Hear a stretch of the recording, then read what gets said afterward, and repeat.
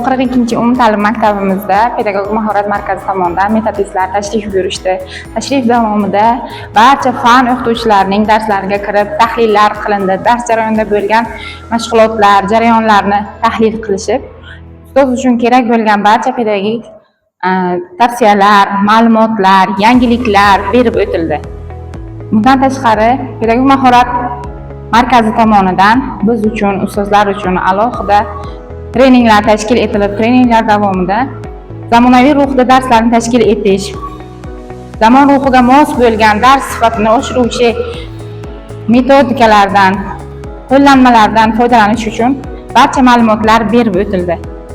Biz bilamizki, ustoz o'z darslaridan tashqari o'zining ustidan ham ishlashi kerak. Buning uchun ular tomonidan bizga ajratilgan treningda attestatsiyaga tayyorlov platformasi.